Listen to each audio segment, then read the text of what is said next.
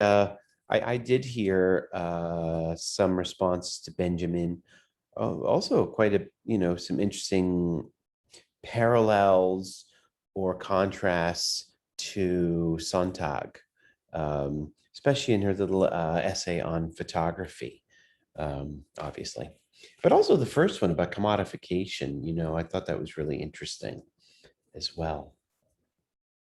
Why don't we dive in? I'm going to start with my favorite. I don't usually start with my favorite. I like to build up, but might as well get right into it. This essay, Eating the Other from Black Looks. I've taught this essay. I remember I taught it first like almost 20 years ago, and I thought it was such an amazing piece then. And it's been a while since I've looked back on it. And yeah, I guess one thing I'm curious about that I kept thinking, and I want to ask you all is, how much of this is still relevant? Her complaints, her comments about commodification specifically of otherness. So that's the so much, so much. Wow. I read that and I was like, oh boy, I am angry. Wow, I didn't expect that. Okay, I love the passion. I also love the title, Eating the Other, right? What a great title. And the theme again is commodification of otherness. And communication. What the hell? Sorry, guys. My spell check is gone crazy. Commodification. I also read this as a general essay about commodification, as such, and all of the woes it does, not only racially, but in many different ways. She says that about this idea of eating the other, she says it is often dressed up or justified as affirming pluralism. I'm going to call your attention to a quote here on page 24 in the middle of the page. She writes, for white boys to openly discuss their desire for colored girls or boys, publicly announce their break with a white supremacist past that would have such desire articulate only as taboo, as secret, as shame. They see their willingness to openly name their desire for the other as affirmation of cultural plurality, its impact on sexual preference and choice.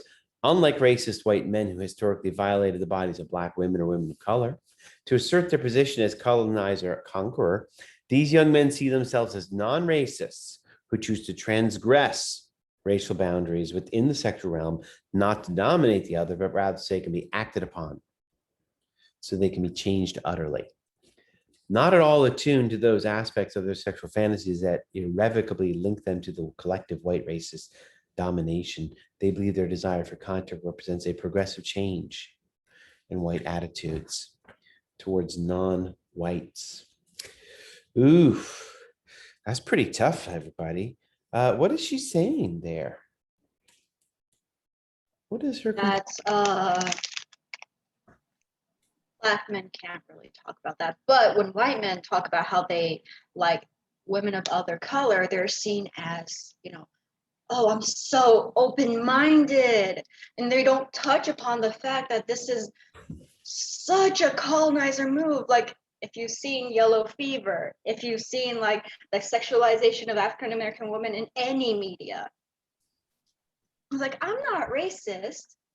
I sleep with all races. I'm like, bro, that's not the same thing at all. You said, I have to just make sure, you said, if you've seen Yellow Fever, is this just the phenomenon you're referring to, or is there specifically a movie that I have missed? Oh no, I'm talking about the sexualization of Asian women. Got it. Excellent. Anybody else want to add to what Jay said? What is her complaint here on 24? I think Jay did an excellent job. But anybody want to add to what she had to say? Bell Hooks says elsewhere that these white boys It's a conversion experience they seek.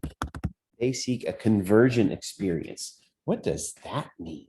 That can, or this is how she puts it, a conversion experience is sought after in eating the other. A conversion experience is sought after in eating the other. What does that mean?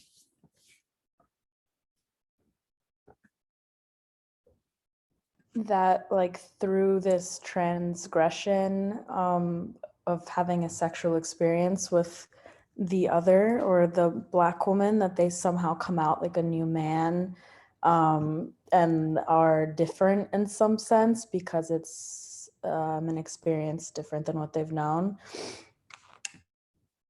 Awesome. Different how? Different because it's considered, quote unquote, beyond the normal. Yes. And how are they different for having done this? Yes, it's beyond the normal. But how are they personally different? Like a conversion, it indicates that you will be a different quality, you will be a different something when you come through the other side. How are they? They're personally different because they feel like more like, I am so open enough to do this, unlike the other white men who maybe are too shy to or are too racist to. Therefore, I'm different in that sense. Good. Thank you.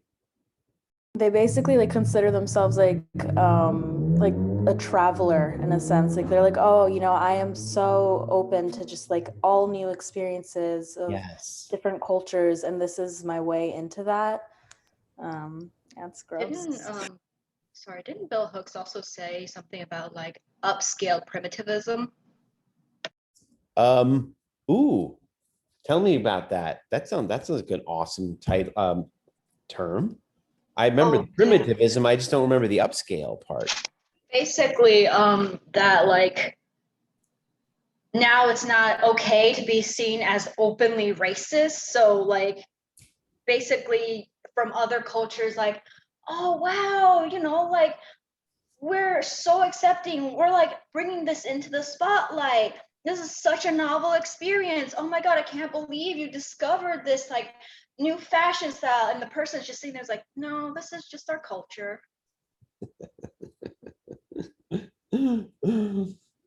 It's like framed as like what before you had the World Fair, where it's like primitivism, you bring them out to show the power of your colonization, but now it's like weirdly restructured as, you know, most new age racism is to be seen as like, we're just giving props to them, like totally, we're just so inspired by this culture. And then we don't ever talk about the copyright that they really seriously just ripped from that culture or that subsection of minority. And it's like, gentrification, this is fine.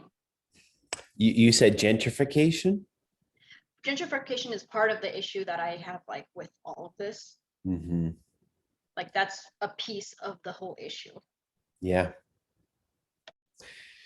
Good. We're not, and just to be clear, we're not talking only about sex, right? Or specifically about sex. It's about consuming in general. You know, yeah, it's mainly consuming about general because you are putting a price tag on not only someone's race, culture, or just like their bodies. Anything that's quantifiable is seen as objectifiable. And personally, I think that's utter bullshit. You're also, it sounds to me like you're also talking about what we refer to as cultural appropriation. It sounds to me like you're referencing that, which would definitely be part of her, I think falls under her critique here as well.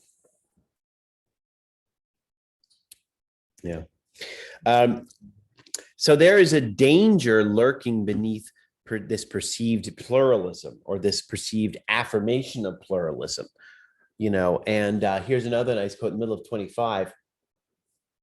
She writes, that's the bottom of that top paragraph, the desire to make contact with those bodies deemed other, with no poor parent will to dominate, assuages the guilt of the past, even takes the form of a defiant gesture where one denies accountability and historical connection, Most importantly, establishes a contemporary narrative where the suffering imposed by structure of domination on those designated other is deflected by an emphasis on seduction and longing, where the desire is not to make the other over in one's image, but to become the other. To become the other. What does that mean?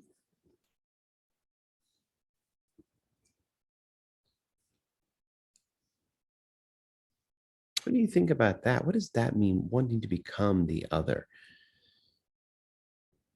I mean, let's talk. I mean, she's talking about white hegemonic culture here. How? Why? In what sense do they want to become the other?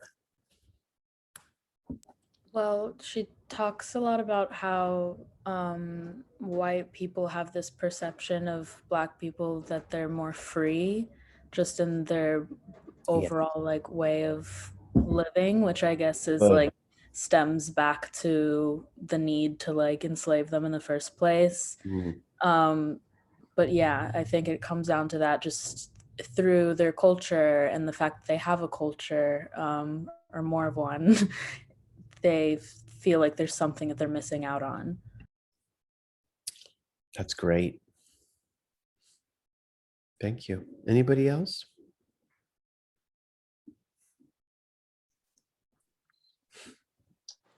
I think in kind of along the same lines, or an extension of that, is also just this kind of desire, like along with being seen as more free, it's also it's been kind of culturally seen as cool. Yeah. And like it means cool in many ways. Like even the term cool has kind of been brought about by the kind of like appropriation of like Black culture into like white culture. And so like it's cool, it's fringe, it's hip, it's on the like sides, which means that like if you're like, you know, from like a white consumption, it's like if you consume the other, then you're like existing in this state of like fringe. Awesome. Yeah, a lot of countercultural movements in white society, you know, were inspired by Black culture, right? Like I think of jazz and blues, the way they inspired rock and roll. You know, it's been a recurring touchstone. I'm gonna bare my soul to everybody right now and plead ignorance. I really know very little about rap and hip hop. I like R&B very much, but that's the 1970s. My kids listen to a lot of contemporary R&B and hip hop, and I don't know. So you're gonna have to, don't look to me for the references. I noticed that she references NWA at one point, which is really old school, but I don't generally know. I can't speak to that, but I have a suspicion that, you know, following along the lines of what Kat and Babette are saying, is that rap is still very influential in white counterculture, you know, and I don't know. Well, I don't want to in make the most like, sorry, but Sorry? Go I was just going to say, one of the most ironic twists of usage of rap in white counterculture is like you have groups like the Proud Boys using rap music to like hype up their base. Oh shit, I didn't know they did that. You know, it's just like it's just like, you know, it's been documented that these Yeah. like white supremacist groups will like still use rap music to like be their pump up music. Interesting. In this really just unbelievable twist. Somebody else was trying to chime in here. Teach me. it's like less with just that, but also in generalization of like liking or taking Black culture and becoming the other. It makes white people who are a part of white culture who may feel like white culture is too boring, it makes them feel radicalized, makes them feel different, you know, like what Hooks was saying before. And I feel like in this way, it also feeds into the pre-existing racism that goes into all of that. Like one thing I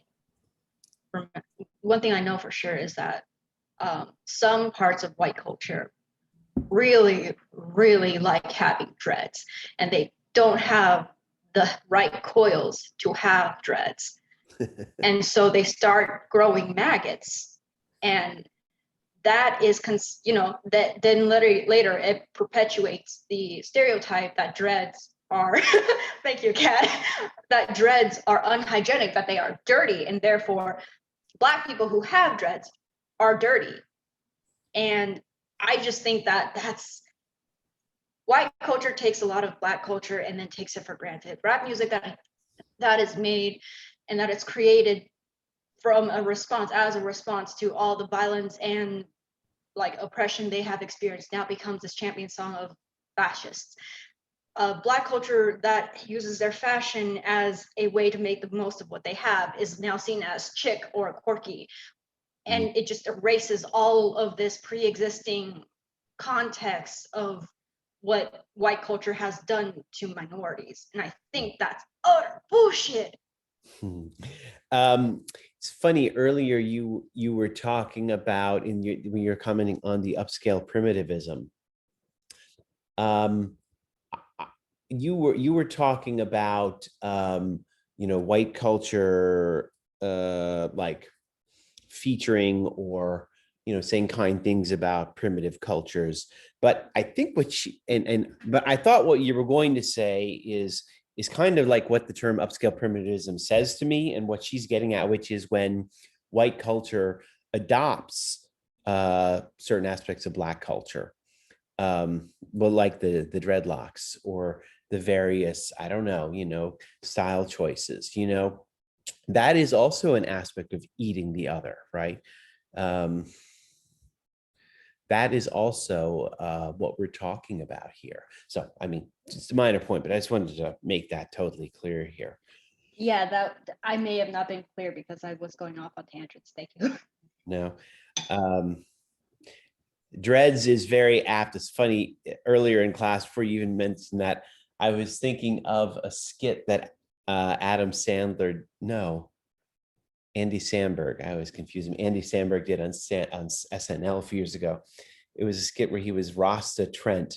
He was basically a white guy at a rich college, and he had grown his dreadlocks and was wearing like a knitted Rasta cap, and he would hide himself when he was walking by Black people. Suddenly he would change. But any case, yeah, dreads is that's a very expensive for white people. I think that would also be very expensive. I knew one guy who did it. It cost a lot of money. I don't think I could do it for sure. Let's talk about our cultural diagnosis of this. This is where I wonder what you guys think. Why? And I've heard some of you already spoken to this, so we'll be echoing some of this again or pulling this all together. But what is the Blythe has a nice comment. White counterculture, yes, that's yes, totally. White people can smoke pot with impunity. Yeah. Interesting. Yeah, it's interesting. Yeah, I mean, this is something for a totally different research project in a totally different class, but apparently in states that have legalized marijuana, like Colorado and California, the black market is booming. Legalized marijuana is supposed to get rid of the black market. Quite the opposite. The black market is booming. And so there are people who are still going to be prosecuted for this. And these will be largely people of color for a variety of reasons. But let's talk about the cultural diagnosis. She talks about white youth. So, I mean, I'm just going to go right ahead with what she has to say. What's wrong with the youth that they yearn for the other? What's wrong with the youth that they yearn for the other? And maybe this doesn't mean just the white youth. This is on page 25. She starts talking about the youth. Why do the youth yearn for the other? What's going on with the youth? What are the major drivers going on here?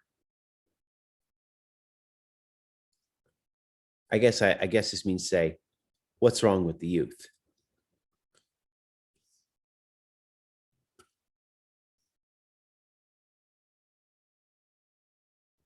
I don't know, but you like sometimes they will do something they think is cool, like smoking or something like that. And then if the Black culture is a like subculture, and not subculture, it's just a culture that small part of people like, they will think is cool, Mm-hmm. and then they will mimic it or do something like that. And like hip hop. Oop,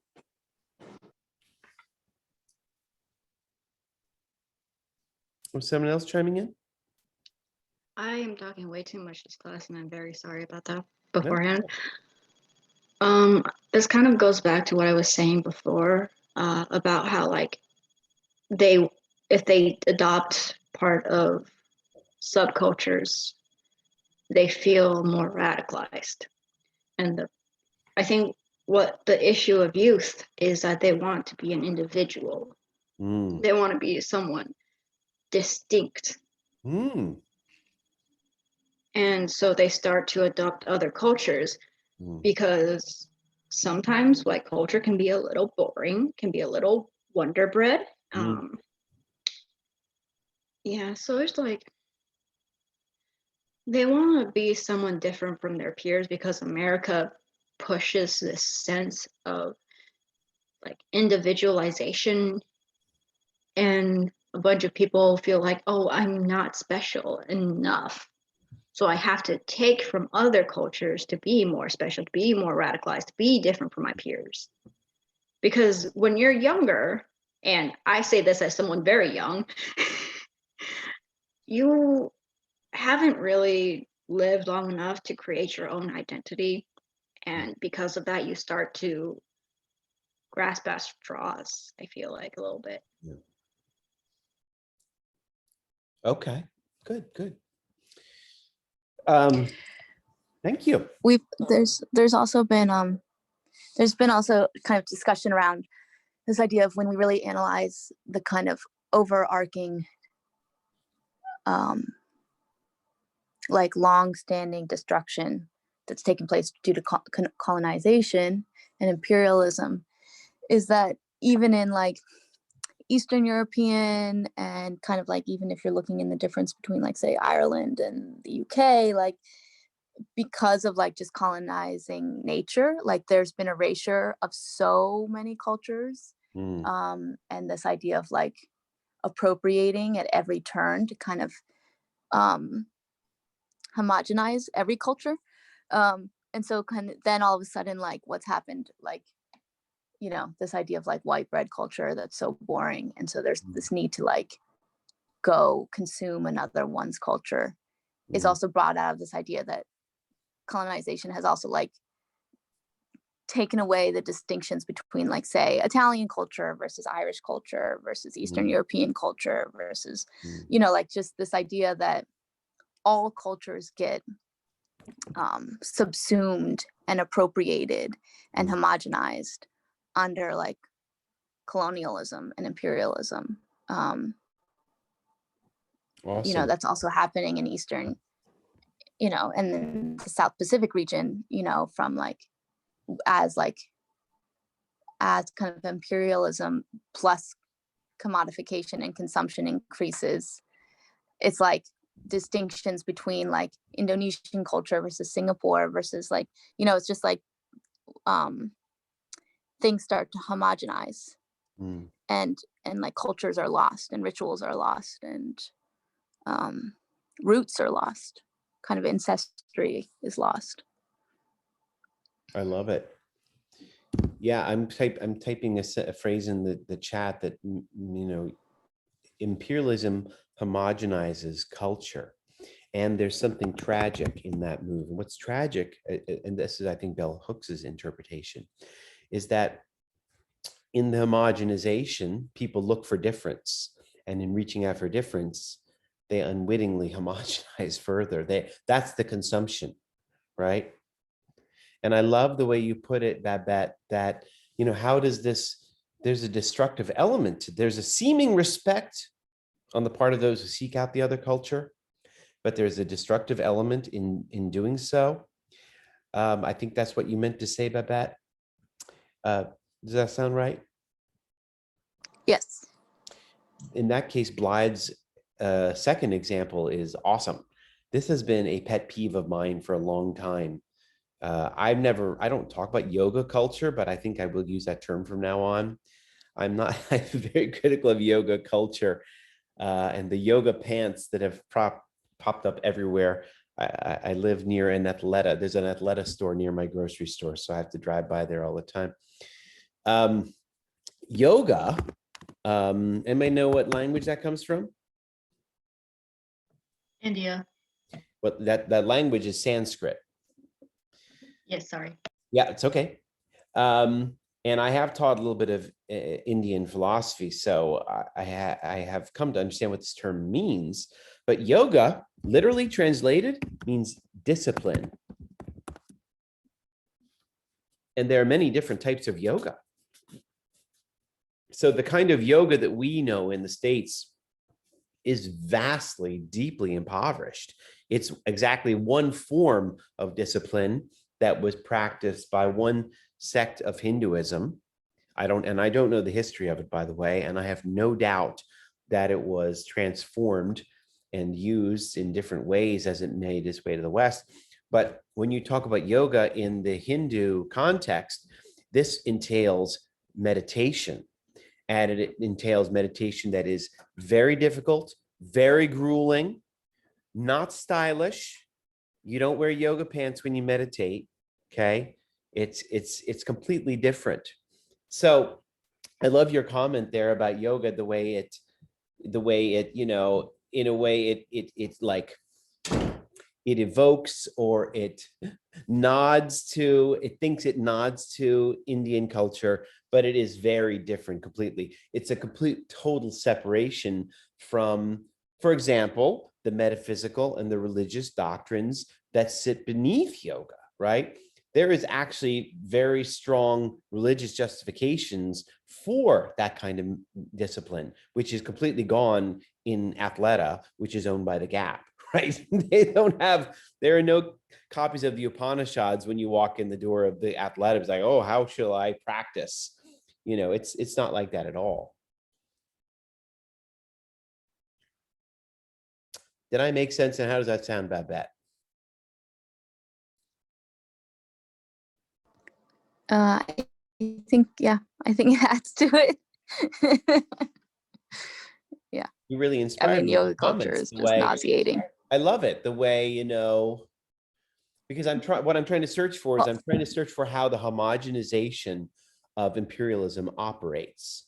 And the way it operates is that it adopts, and in so adopting undermines that aspect of culture at the same time. Well, and it definitely relates, we were starting this kind of topic off around like youth. Yeah. And this idea of like white youth searching for, a culture to sink into because they don't have, their culture is like just basically a gathering of consumed and colonized other cultures. And so, and that's because there's been this, right, like homogeny has happened. And so when you go to turn around to be like, what's unique about my particular culture, your family, I guess I'll speak more personally, like, it's like, okay, so I have like extremely strong, like Irish roots, which thankfully like one side of my family is extremely like obsessed with. And so there's a lot of like Gaelic and Celtic traditions that are pretty rich and still kind of like supported and honored. But I also know like other Irish families are like, oh, quote unquote, I'm Irish, but that doesn't mean anything. It doesn't provide anything. There's no connection to like heritage. There's no roots there. And so then they like go off looking for, again, the thing to consume to fill that gap. Mhm. And that gap is largely like the marginalized groups that we're speaking about. Good. And right, they appropriate and eat someone else's culture to fill their own gaps versus like sorting through their own history and their own narratives and their own ancestry. And just to be clear, we're talking about a mechanism at the heart of imperialism itself. White people are to blame, but you will see this in any imperial culture. And by the way, when we talk about homogenization, that term has really come up in the last 20 years with these heated debates about globalization and homogenization, right? Like my partner, my partner is Egyptian, and so but he's Coptic Christian versus Muslim, and it's even within that country, the it's a constant battle of like consuming one sect of society over the other. And yeah, that's what imperialism, and ultimately white supremacy, perpetuate across, within multiple cultures. Good. All right. Awesome. Anybody else want to chime in?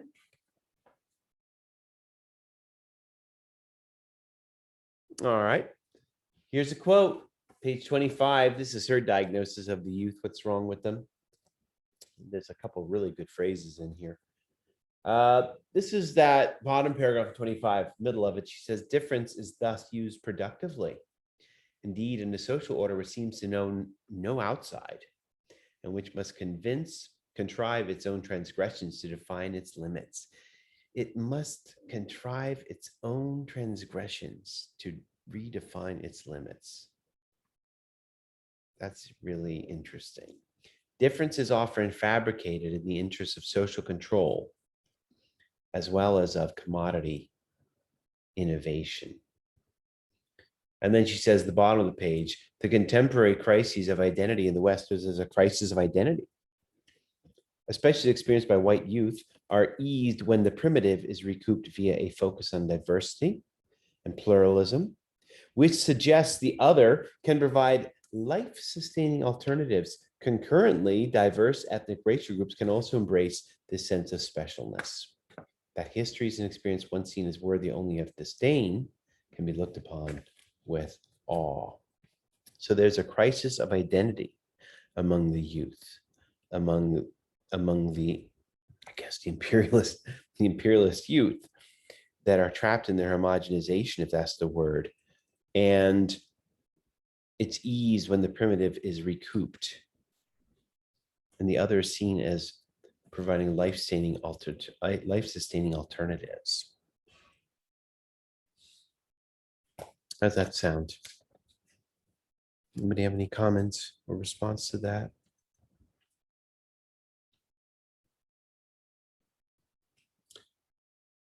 Well, I'm going to call your attention to a phrase in the earlier quote up ahead where she says, difference is fabricated in the interest of social control as well as of commodity innovation. I want to hear about this. Difference is fabricated in the interests of commodity innovation. That is an amazing phrase. What do you guys think she means? Difference is fabricated in the interest of commodity innovation.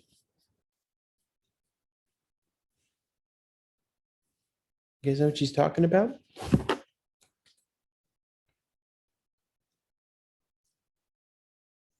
What do you think commodity innovation is? That makes me think of like the whole phrase, if there's not a market, you make a market. We're talking about marketing. That's exactly it. We're talking about marketing. And the difference in commodity makes me also think about the in groups and out groups that usually happen in any kind of group culture. Even if you look at white culture, you have people who separate themselves into different aspects of white culture. Mhm.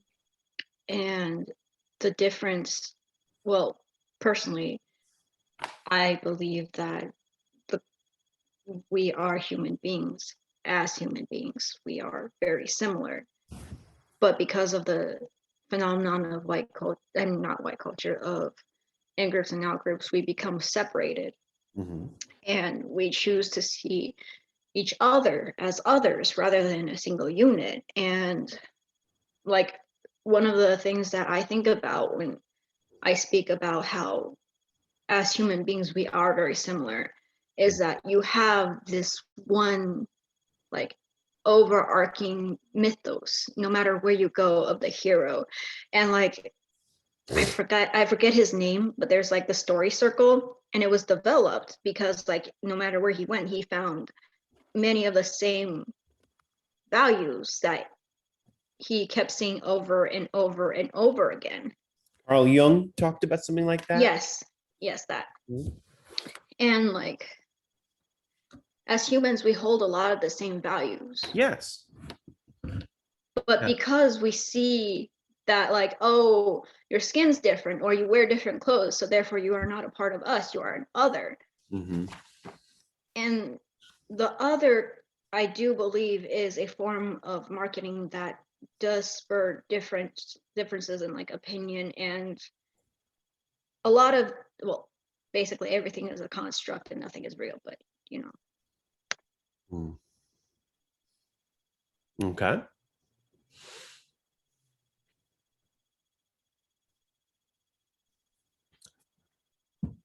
Well, why don't we talk about this? I will make my question. I'm going to make a question that's pretty specific and put it in the chat.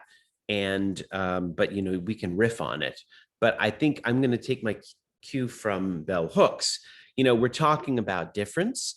We're talking about marketing now. We've been talking about eating the other. So let's get into this issue of marketing.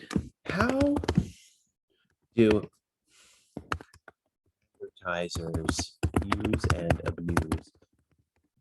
I'm going to put it, I'm just warning, I'm put it a little provocatively in the chat. How do advertisers use and abuse Black people?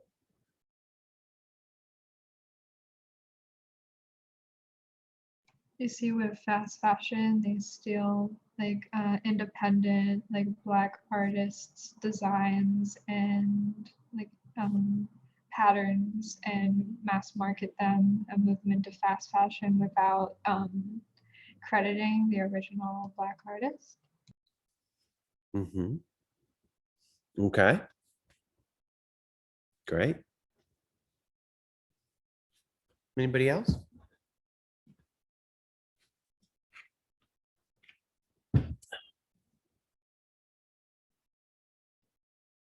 How do advertisers use and abuse Black people? I have another example, like Awesome. again, sorry, coming more from like a fashion space, but the inclusivity of like using Black models to make their brand seem more diverse when those models may have like reduced pay grades, or the company's fashion is made in countries exploiting people of color, but they put on this mask of having Black models to market the clothing. Mm. Awesome. She's interested in, just to be clear, she's interested at least at first in representation. So can we talk about, you know, ads that feature the other? Tell me about some ads that feature the other. And then, of course, the main question is why. This is where we're getting at how difference is linked to commodity innovation. Can you tell me about, you guys tell me about any ads that feature the other or otherness? How about that? I think she mentions like Pepsi commercials that were like geared towards Black people because Black people love Pepsi.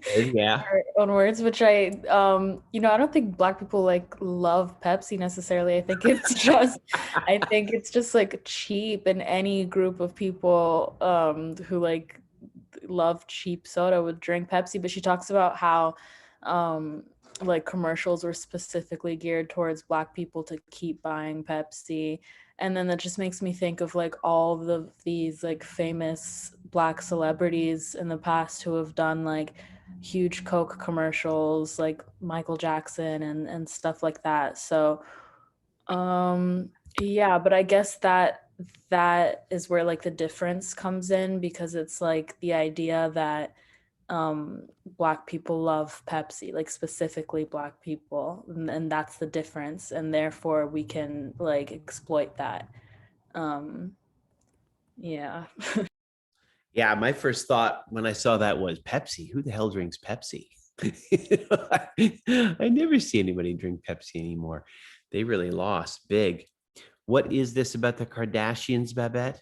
I assume that's who you're referencing. Oh, it was horrible. It was just horrible. But What is during that? like the Black Lives Matter protests, they did a whole, Oh yeah. maybe it was Coke. It was either Coke or Pepsi, one of the two, but they just did oh my God, they had this whole thing where like one of the Kardashian girls like handed, like cracked open a Pepsi can and then like handed, and she was like quote unquote in the protest side of the movement, and then she handed a Coke over to the cop who was on the other side.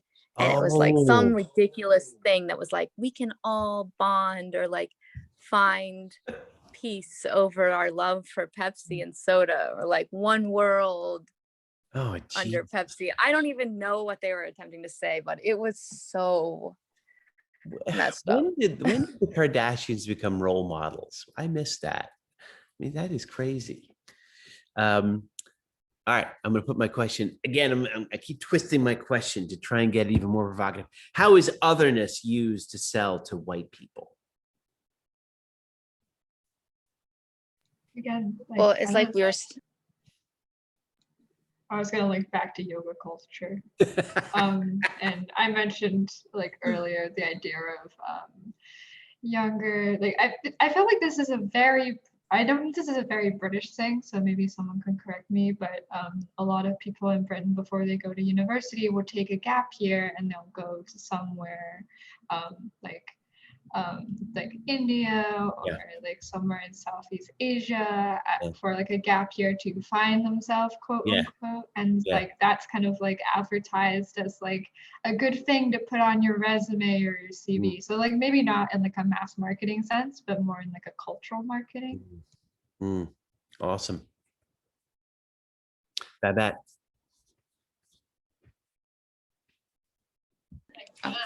yes. Oh, you were gonna say something. How is otherness No, used oh, to sell to white no. people? Or was that somebody else? I'm sorry. It was, but it's kind of been answered. Anybody have any other examples you can give? And the reason I'm pressing is because her examples are a little bit, they're from 1990s. In a later essay, she talks about Michael Jordan, the way he was used. So I wonder if there's any other examples y'all can think of more recently.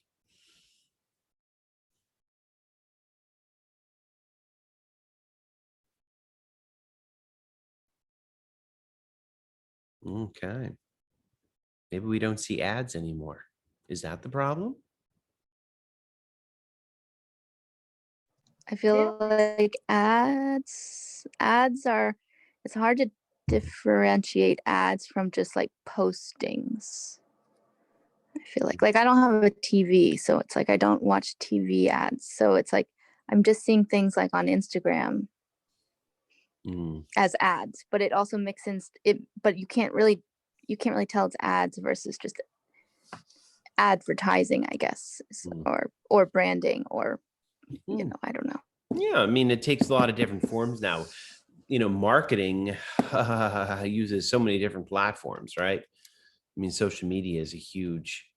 So, think expansively about this, where you would see this billboard In the pop I up. mean, in the art world, if we were going to talk about that, like, and I wrote about this in my reading response, I mean, the abuse of the others or otherness is prolific in the like rapid production of these like generic diversity exhibitions that, and then they can like, then the museum can, have its, then it can promote this like change in diversity, can promote all this all across its branding platforms. Mm. But many people say that like ultimately the shows themselves do more damage to the artists than good. and also ultimately it doesn't really change the infrastructure of the museum itself. So it's the abuse of the other, it's the exploitation of the other to kind of virtue signal that they are changed good. Did you have an example in mind? Of museums doing this? Mhm. I mean, it's like every museum had this happen within the last like 3 years. I mean, it's like Can you speak to the BMA? Because I know the BMA has tried very hard about this. And since we're all Baltimore based, sort of.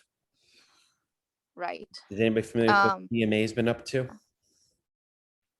I know the Walters had a big diversity issue, and specifically around like unionizing, but I don't know the exact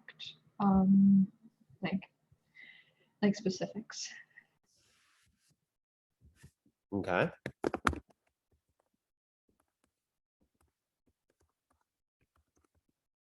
Anybody else?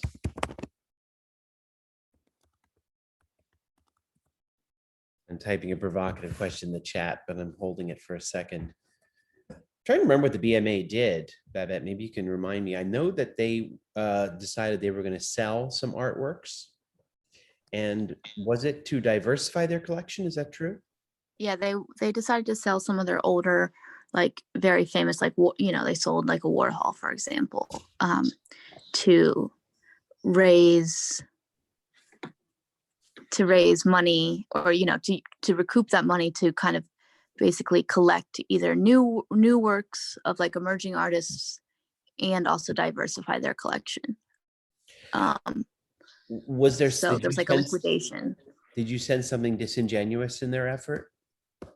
That particular example is like still kind of interesting, and it's like I mean, at least I personally don't know enough about it to really like say. I mean, it's an interesting idea, right? Mm-hmm. This idea of like, why do we need all these? If we need more money as a museum to, hold on, let me clarify my thoughts here. From my perspective, I felt like it was a good thing that they were actively trying to add to their collections. So that might have been a pretty good effort. I think that that's where a lot of museums are not making changes, is in their actual collection. They're doing these kind of flash shows where they bring in artists to do the show, but they don't add any of their artwork into the collection. So there's not this like kind of permanence in the change of kind of representation in the collection. And so I do feel like collection diversification is one where that's like the infrastructure that's changing of the museum. So that does feel like a positive. But I know like, the BMA also did like a year of women, and it was kind of this like, and yet also still in the collection, I think there's only like 15% of the collection or 20% of the collection is women. So, that was an example of where like it wasn't working. Or, they also did a show last year. I don't know. I don't know enough about the things to speak on this with much clarity. No, it's But good. there's what I wrote in my reading responses. There's this Instagram account called Change the Museum, and it's basically a platform for people to anonymously, especially workers and staffers inside these kind of big scale, like the Getty and Guggenheim, and to submit kind of like in the moment examples of like racism and abuse taking place, and also like lack and like what is being discussed inside these board meetings in contrast to like what these museums are promoting Good. and branding. And I mean, it's making some pretty insane waves. Recently, the Getty, you know, some of the top board members and top curators were like directly called out for specific things that they had said and done in the last like 2 months. You know, on top of like the Getty promoting itself with all these kind of like, again, flash shows. Good. So that account is really interesting. It's an interesting platform for people. Interesting.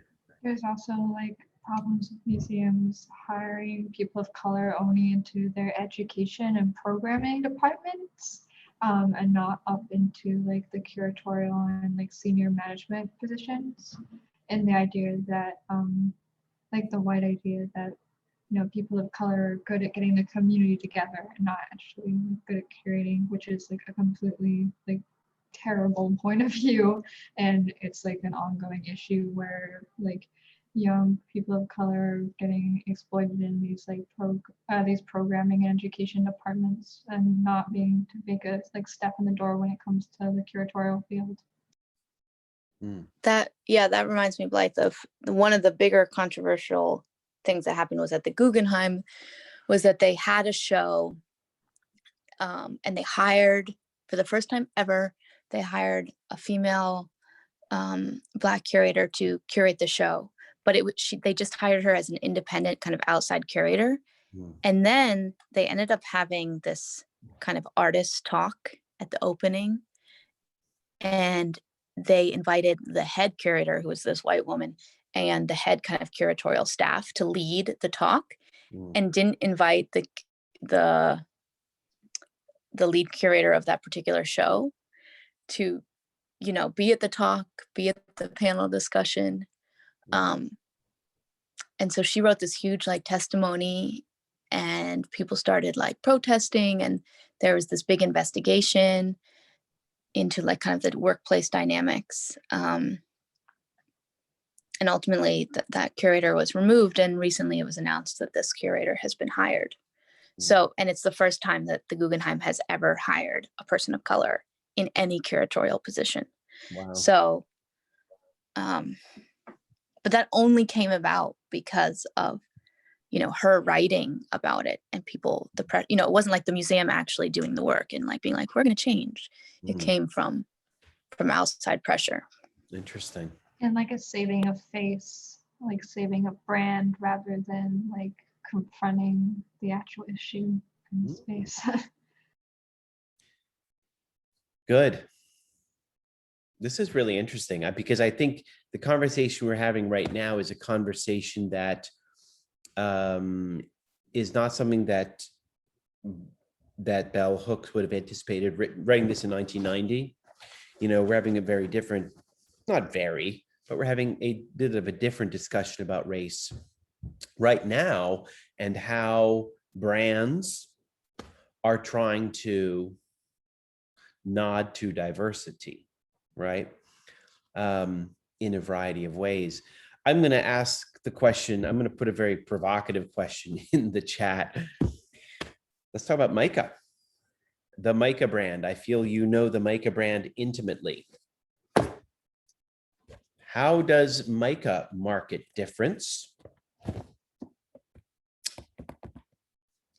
And I'll put the question even more provocatively. Does Mica eat the other?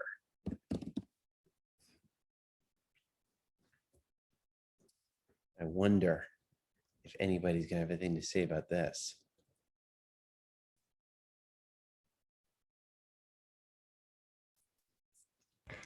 I have so much to say. I don't even know where to start. Oh, I'm glad I asked the right question. Yeah. I was gonna say the same thing. Hey, me. I was like gonna say the same thing. Well, we I got to don't start even know somewhere, what Kat. We got to say. start somewhere, Kat. So give Yeah. us something. I mean, where do I begin? First of all, they're obsessed. Like they are so obsessed with like branding, like exclusivity, and like it just um I don't know. Like I have, for example, I have a friend whose dad worked at MICA and went to MICA for both like undergrad, grad, and then worked at MICA for like the past like 20-25 years. And all he wanted for the past like 20 years was to like stop teaching freshmen's because he's a painter, and he just kept like being stuck painting, like drawing to like freshmen's. And he was like, I'm getting really fed up here, like every year for like 5-10 years. He was like, please, like I literally would just love to teach painting, like that's what I do. And they would keep asking students to like choose from like these top 3 new painters to like come in. And I remember like the past 2 years, I think they would like hold a meeting and be like, we just want you guys to feel like so included in this process of choosing who your painting professors are going to be. And so like here is like these 2 like white women and some other random white guy, and you guys get to choose, and it's all up to you. Like, and I would just be like, wow, it really sucks that this man that has been working here for 20 years is not included in these options. And then eventually he quit The and African like American. yeah, he quit, and he like made a whole fuss, and he was like, you all suck, and my friend doesn't go to MICA anymore because like they took her scholarship away and everything. So the whole story is just kind of tragic and really telling, I guess, to like this whole university. Like, how can you brand yourselves completely and send emails about like George Floyd and the case, and just like basically being like a newsletter for anything that has to do with Black people, but then not even support your own Black faculty who have been asking to be considered seriously for like 20 years after giving you like their entire life. So yeah, I don't know. It's a mess. That's a good start, Kat. I also think about like the Go for it. tokenization of like Diane Moses's like Take Back the Steps in her thesis project. And now that she works like for MICA, almost like uncovering like Black histories, and how like her project was important in like a protesting POV. But then MICA has kind of like taken it and been like, look at this amazing thing one of our students did. Like, look how like woke we are. And it's kind of sad. I really appreciate the work that she does, and it makes me incredibly sad to see like MICA use it as like a to put in their perspectives and their advertising for the school. Good. What else? Come Well, on. like ultimately, it's like, again, with what everyone's saying, it's like they spend so much money creating all these initiatives, doing all this extra crazy branding, just like so much messaging goes into the branding of what they're doing. And, yet like when you eventually find the page that shows the board members of the school, which is hard to find, which is kind of interesting. It's a bunch of extremely wealthy white men. So it's like, the board is the one that ultimately runs MICA. And so I don't see that changing. So like ultimately, how is the infrastructure changing beyond just kind of superficial? And also by tuition incentive, like they're changing because they don't want to lose out on tuition. They don't want to lose out on money. They're not necessarily changing from a source of like,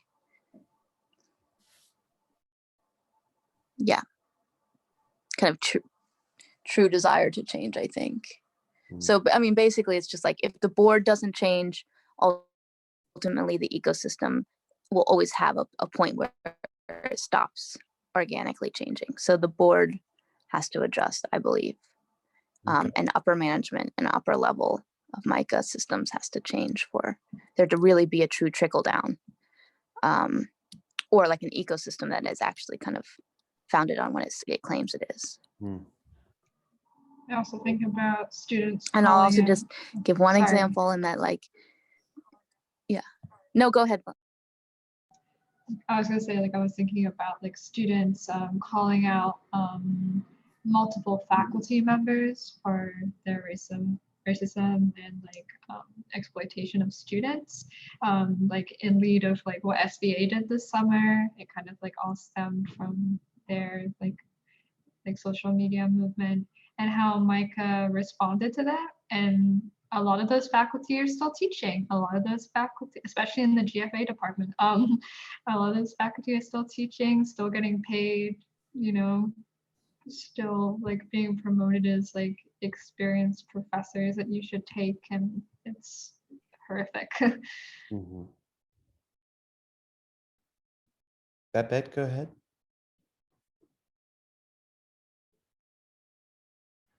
Go ahead, Blythe, go ahead. You had an example? I just realized I probably shouldn't share it because, yeah, I just realized I probably shouldn't share it because I'm not sure what the status is of it. So I'll No worries. just keep it quiet for now. I'll say a word. It's funny. I was thinking, you know, Sammy sent that email the other day about the George Floyd thing. And I was reading it and I was like, why? why are you doing this? And I know why he's doing it. It's because last summer he felt the need, or his office felt the need, to send a message after the George Floyd incident, and then it was not deemed, it was heavily criticized, right? And I forget, you know, that exact emission at the time. And so he had to apologize and come back and redouble his efforts. And so this is his attempt to redouble his efforts. And it's very interesting to me that it is kind of being viewed what's the word? Skeptically. That's the word I'll use, right? This is Sammy doubling down, and yet this is not being received too well. And I totally understand why it's not being received well. I was wondering if you guys might, so that sounds about right. Yes. That this effort doesn't seem to, I mean, even if it doesn't seem to be very genuine. Well, it's like the number one thing that every student expressed last summer was like a tuition drop would be the only equitable solution to these issues. And everything else was done except an actual tuition drop. And so to me, this ongoing kind of like letter sending by Sammy Hoy feels, yes, inadequate. Mm-hmm. Okay. Yeah, Anybody I else? agree. I think it's always like these really like lovely letters that are sent out to us that just feel so disingenuine, and also I almost would prefer just like just nothing at all most of the times. Like I feel like there would be a lot more respect just in the silence from this institution sometimes, because of how there's never any action supporting any of the nice emails that they send out towards students. So yeah.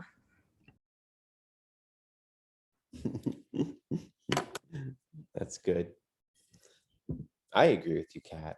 But Yeah, what do like I know? just be like all the other schools, you know, just be a horrible, like racist, money eating institution and just like keep your mouth shut and just run as usual. That's interesting. I wasn't going to put it that way, but I think I see what you mean. Like, because I have to tell you guys, like, I'm on the faculty senate, so I was deep in negotiations with the college last year. Cutting tuition was never an option. And cutting tuition is never going to be an option. Unfortunately, that's just the nature of the business. It's not I'm sure Blythe can tell you about this. It's not a very nice business the way it's run over here. It's run very differently in other countries, like in Europe, you know. Our schools hold a lot of the same issues. I don't really. Well, tuition in England Goldsmiths this has been summer was awful. tuition in England has been rising as well. So they're for some reason they're not immune, but Yeah, you know. Goldsmiths have had the same issue as Micah, just like really like all about language instead of doing anything. And their tuition, no tuition drop. RCA, same thing, no tuition drop, no accessibility, no scholarships. Like, yeah. Well, can And I that's tell just the you? London schools I know about. I don't really know about the rest of the country that much. Can I tell you guys something on a side note? I want to tell you something completely other than what we're talking about in class. Can I tell you about tuition? Can I tell you you will never see tuition drops anywhere? And do you know why? Colleges will never cut tuition because a couple of them did. And do you know what happened to them? Their applications went down. They were punished by the consumer. Anybody know why? Less desirable to go to like the name of the place, I thinking. Like the reason why Ivy League schools and like top London schools are so like, and like places like Oxford, Cambridge can get away with beating the £9,000 tuition cap is because of their name and their branding and their like prestigious history. So it's kind of like it's like buying like designer fashion brands, but schools. I teach about this in another class that I teach, and two schools in particular, Trinity College in Connecticut and Sewanee College in Tennessee. They're two very good schools. They decided, well, instead, you know, what most schools is they raise tuition and then they have to increase the amount of financial aid they offer. So these two schools said, why don't we just reduce the amount of financial aid we offer and lower our tuition? And in both cases, their applications went down and they fell in the rankings. Did you hear that, Babette? I just want to make sure you heard that since you were complaining about raising tuitions. I have We're not going to see it. We're not going to be heard that. We're not I going to have. be seeing falling tuitions. And I say that as a father with 4 kids. I'm very sad about it, but that's just the nature of the beast. Well, I also wonder though, like, okay, so from a consumer standpoint, like the idea of not changing the tuition being something, but within the school substructure, there could be more opportunities, and that would be a way to students who've already decided to come. Oh, hey, Um, I'm you know, losing or you a like- little bit, but that's kind of what I wanted to get to. I was really interested in what you were saying about the BMA earlier. And what I was trying to get to is like, you know, college and universities, listen, they eat the other. They do. They're all about marketing difference in many different ways. We've only scraped the tip of the iceberg there, you know, and what I would really like to hear about, which I've started to, but the question I want to ask is like, how can Micah do this better? You know, cutting tuition is not going to be an option, but there have got to be other ways to do this than eating the other, right? Or just, you know, nodding to diversity in a way, right? That doesn't mean much. I think that's what you're getting at, Babette. Yes, there could be substantive changes that mean more than just like nodding to diversity. Yeah, and I think also there's ways to move once a student is inside the school, there's ways to move money around to support that student's growth throughout the school year that doesn't affect kind of the outward appearance of what the school's doing. I mean, for example, my curatorial department, you know, I don't know how much, I'm sure this is fine, but basically, you know, we're only a group of 6 people. And so we were able to kind of talk to our director and say, you know, like we won't come back unless there's some solution to be had for this tuition thing. And so he was like, yeah, the school can't do it. So then he went and teamed up with the original founder of the department, and they basically did fundraising and provided us each with $10,000 sprinkled over the 2 semesters Mhm.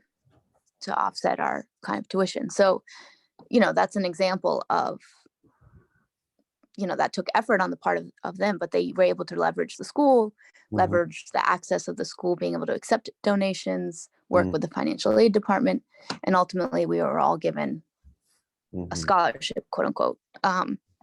And so I just feel like those are other ways that this can happen. Mhm. Good. Um, Yeah, and also just like I was thinking a lot about like how Micah supports Hopkins gentrification and Micah's own gentrification of Baltimore, and the idea that like um, one of the things is a lot of people in the city can't afford to go to the school, and how come Micah do better on that front? Like, what does that look like? Does it look like scholarships for city schools and supporting city schools art departments and making them grow so that people are more interested in the arts? Like, what does that look like? Good. Yeah. Put your money where your mouth is, that kind of a thing. It Good. also reminded me about like this year's like undergraduate student gift and how like our collective class chose scholarships for people all over the country rather than just supporting the Baltimore City scholarships that Micah can offer, and how Micah is also refusing to match our gift this year due to a lack of funding. And the issues surrounding that is very complicated and interesting. Why do you think your classmates chose that? I don't know. I think a lot of people are frustrated that they didn't get tuition reduced. Mm. And so they want it to be easier for everyone rather than just giving back to a city that they've profited off of the past 4 years. Mm. I don't know if like Interesting. anyone else in our graduating class that's here wants to speak to that, but yeah. Okay. Anybody else want to speak to that? Okay. Also, as an international student, it really surprised me that Micah was not matching our gift this year. That is something that would be pretty unheard of from How big is even the my gift? high school back. How big is the gift? How much money? Every student is suggested to give $20.21. So, and in our the college graduating won't match. And so 400 times 2021, the college is not matching that. No, the 2 people who are running the gift committee this year that are 2 of like the students in our class had to find external matchers. Wow. I'm writing that down because that doesn't sound right to me. It was Interesting. really awkward at the graduating student meeting. Michael was some people like from my class actually asked the question, like, is Micah matching the gift? And they just said no, and then immediately moved on to the next question. It was very awkward. I think that's $80,000. That's not so much for Micah. In any case, thank you for letting me know that, Blythe. That's very fascinating. I'll be sure to tell the faculty senate. Oh shit. Okay, this is being recorded. It's okay. No big problems here. Anybody else want to speak about the Micah brand? Because Micah is all about the marketing. I can also speak to having worked on a Micah marketing thing in my sophomore year. I worked with a New York design firm to help design like the front covers of all the new Micah's perspectives for Yes. like incoming students, and the communications department, which I think is now dissolved into 2 other departments from what I understand, because the head of the department that I worked with has since retired. But we had a lot of issues regarding what Micah wanted versus what the design firm wanted versus what the students had experienced about Micah and wanted to show about Micah as students. So there was like this conflicting nature from like a graphic design point of view of what an external designer coming in and experiencing Micah for just hearing from MICA themselves, what MICA themselves wanted to represent, and what the students working on the project, which was an interactive arts class with a lot of graphic design seniors at the time. There was like this whole like conflict surrounding like what MICA should present in that perspective. Can you tell us what MICA wanted to present and what the students wanted to present? They really wanted to market the whole project as student run, even though it was being run by the designers, and the designers came up with the initial concept, and we basically had to be the workforce to put out that concept. But I mean, Adobe filmed the entire process too. So it was like a big thing, and it was very much about MICA wanting it to look like a student run project when it really was not. Yeah. And also they chose one of their smallest departments that never receives any funding. Like the interactive arts department isn't even a separate department. It has to share its funding with game design. Right. So it chose a small department that could easily be bullied into like getting exposure through this project. Yeah, it was very interesting. Wow. Okay. Very good. Awesome. Thank you. Anybody else want to speak up to this issue?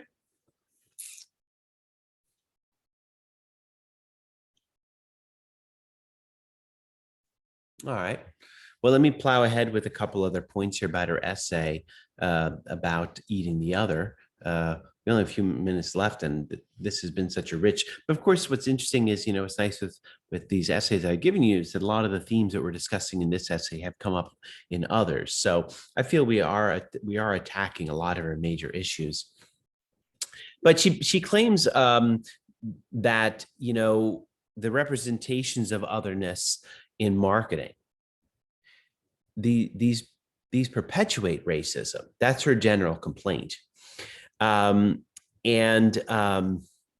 These representations, what they convey is they convey things that are still going to be appealing to the white majority, or at least not offensive or upsetting. A quote on page 26, she says they convey, for example, a world where Black people are in harmony with nature.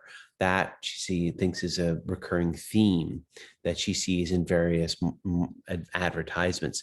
The other is exciting, dangerous, unexpected, pleasurable. All right, and here's a nice quote on page 26. I believe this is where she quotes Foucault, but just above that, at the bottom of the page, she says, in the cultural marketplace, the other is coded as having the capacity to be more alive, as holding the secret that will allow those who venture and dare to break with the cultural anhedonia. Anhedonia is inability to feel pleasure. And experience sensual and spiritual renewal, right? When Black people, to really make it blunt, I think what she's trying to say is that when Black people are portrayed in commercials, this is a kind of dangerous other that epitomizes pleasure, right? This is that other. This is that difference that we want to, that the white majority wants to tap into in a specific way, though, you know, on its terms, if you will. And here's another quote, top of 27. Though speaking from the standpoint of his individual experience, Foucault voices a dilemma felt by many in the West.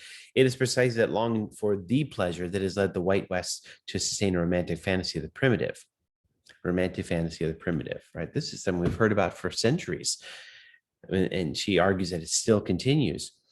And the concrete search for a real primitive paradise, whether the location be a country or body, a dark continent or dark flesh, perceived as the perfect embodiment of that possibility. A primitive paradise,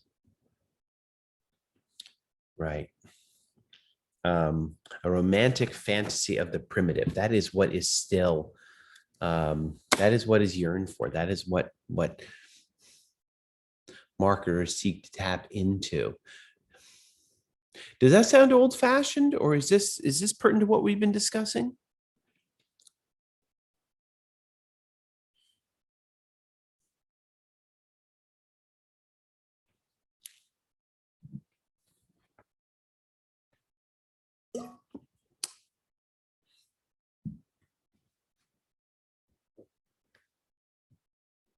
Okay.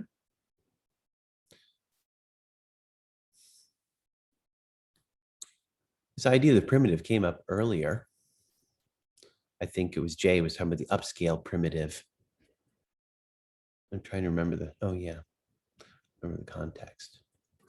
Well, let me move into this last topic here, which is a more broader issue.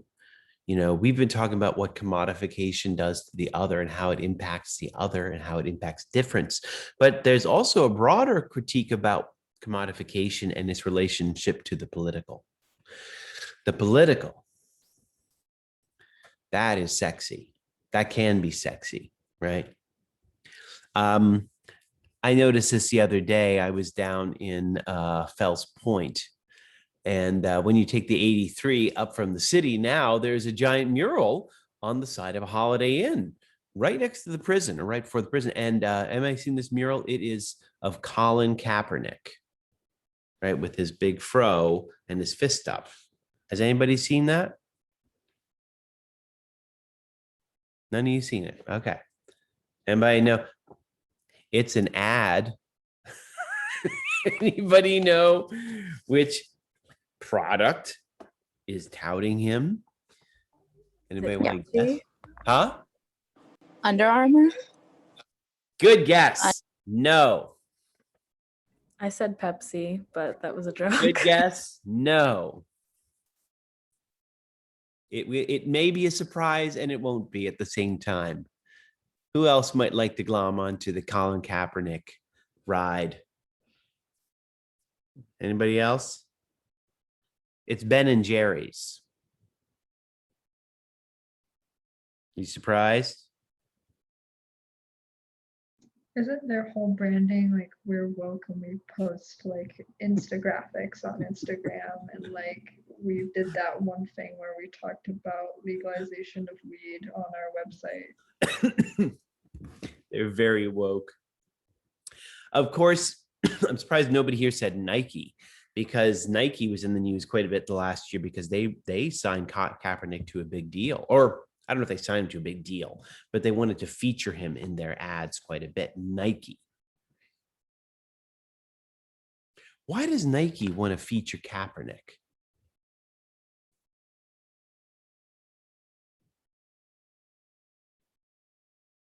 What is the marketing allure? Tell me about that.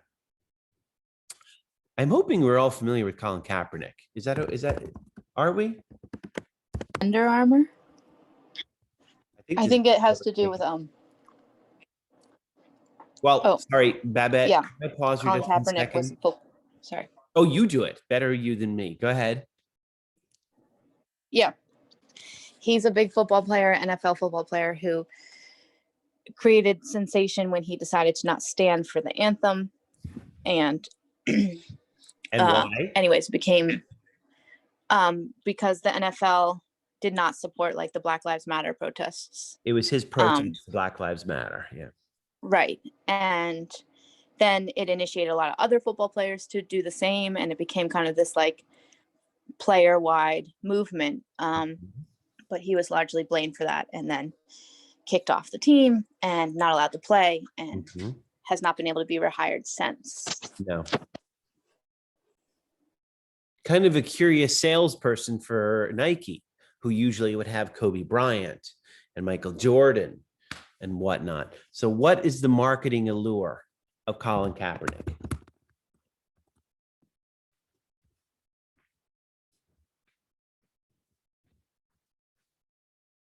Wokeness. Wokeness.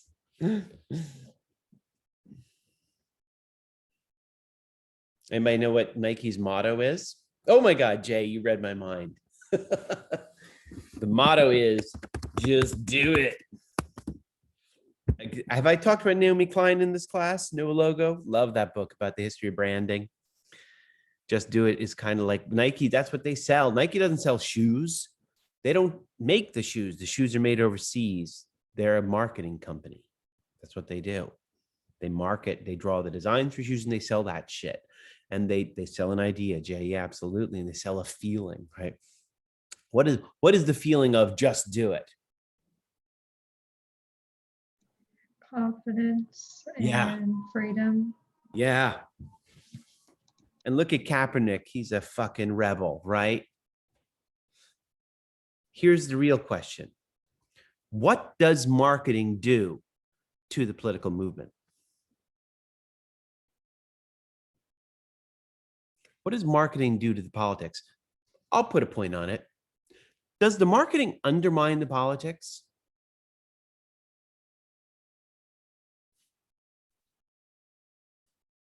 Depends which point of view you're coming from. So from like a lot of white people find comfort in like supporting brands that support like ideologies that give them comfort that they're also supporting that thing. But Okay. from like the actual like movement point of view, it undermines it in the way that it makes it seem sour because all the like attention goes towards these big brands using their platform, and then you can get the issue where something gets associated with the brand rather than associated with the original ideology that the movement came about with. Hmm. Good. Anybody else want to speak to that about the harm that marketing does to politics when a political idea is endorsed, taken over? It's very attractive, right? It's very attractive for companies. They always go back to this, right? They always go back to people like Kaepernick, who, in a way, it's kind of confusing. Like Kaepernick, like I have this uncle who all he does is watch Fox News, and he knows shit about football, but man, he gets angry at Colin Kaepernick. Like, man, he gets angry about him. And I'm always like, you don't know anything about the game. Why are you complaining? And why would Nike pick someone such a, like the term in English is a lightning rod? Why would they pick such a lightning rod, right? It's almost like, look how bold we are, right? We are cutting edge, right? We are out there. Maybe Micah should hire Colin Kaepernick or as to market the brand. What do you think? Now I'm just being naughty. I think no. At the first time, like the reason why I came to Micah is because its branding is not well as the SBA. So I think probably they will put more effort on teaching. So That's funny. yeah, my dad always wanted me to go to SBA because he thinks like the branding is good and it's in New York. So he want me to go to SBA. But me and my mom is like, no. It's weird. Like I always like confused by like why a college needs so much branding thing like this. Like why? It's a school. Like it's not a shopping mall or something. So. It's a business. It's expensive. Yeah, but it's a school. So it's famous because it had a lot of like good student and their work and their professors. Is not because of their branding, I think. It's a brand also. I'm going to ask something, and I wasn't going to do this, but I'm just curious. See what you all think. How does Micah's branding compare to RISD? Anybody want to speak to that? Or maybe you're not. Micah prides itself to being like the cooler, more inclusive, and like more creative cousin of RISD. I'm like, no, you guys are just the fucking same. Well, is RISD shitty too? RISD is seen like the way that people in the graphic design kind of talk about RISD is you go to RISD if you know what you want your style to be and you want it to be corporate. Like you know what you're getting with RISD. Okay. Just curious. Anybody else want to speak to RISD? Oh, I have a friend. Oh, sorry. I was gonna say from my experience in pre-college, I did pre-college at SAC, and then all of my pre-college class except for me went to RISD. And for them, the like desire of going to RISD was being that close to Brown to do Yeah. humanities at Brown. Okay. Jennifer, are you going to say something? Yeah, I have a friend in RISD, and she's learning graphic design. And then she's always like talking shit in the moment in WeChat. Like it's fucked up or something like that. It's not good or something like that. He probably think she probably think she was being lied to go to RISD. Something like this. Like believes into wrong college. I don't know. But I mean, the real question is the one Jennifer asked a second ago, like, why the hell is a college engaged in this? I mean, I don't know if this is right, but ever since college has become more privatized and less governmentally run, it's become less of a gregarious kind of institution. It's become more of a commodity, a symbol of wealth rather than the reason for learning. Yeah. And it is very different from overseas where, you're supposed to learn at a college. And I think we talked a little bit about this last week, but if you go to college, it's almost necessary to go to college now. Yeah. And this is going back to the poverty draft, where if you can't pay for college, you go to the military so they pay for your college. And I think, like, I'm going a little off topic, but colleges need marketing to fund themselves, and it is a business, it's a competition, and the marketing is definitely for those, like, if you don't succeed, then you are swallowed, because it's no longer like, it's no longer you can't just rely on the ability of your staff and like how good your education is. You have to push the idea that you are the only type of yourself, and that is how you're going to get funding now, because the government's not going to help you. It's not just enough to showcase your merits anymore. Thank you. What I wanted to say is, MICA is not different from any corporation. Of course, what's strange is that MICA is behaving like a corporation at all. That was Jennifer's question. And I guess what's really confusing is that, like other college universities, it is a corporation that has to pretend it's not. And that's really odd and weird. Of course, there's a lot of corporations pretend they're not. Most corporations pretend they're not, right? Most corporations pretend they're goody two shoes. I only have a minute left, so I was going to show you something here that kind of epitomizes when commodification eats politics. I'm going to share my screen here and show you what I have in mind. It's the campaign of Apple. Think different. I wonder if you guys know this campaign. Have you guys seen this? These were posters and billboards, right? Picasso, think different. Einstein, Steve Jobs, Gandhi. Did you know that Gandhi was a fan? And Bob Dylan, look at this. Nelson Mandela, think different, right? This is kind of gross, and never mind the fact that it's also a grammatical mistake. It should be think differently, unless I'm not sure exactly what they're trying to say. What do you think they're trying to do here? What do you mean what do you think they meant with think different? Before I badmouth it any further.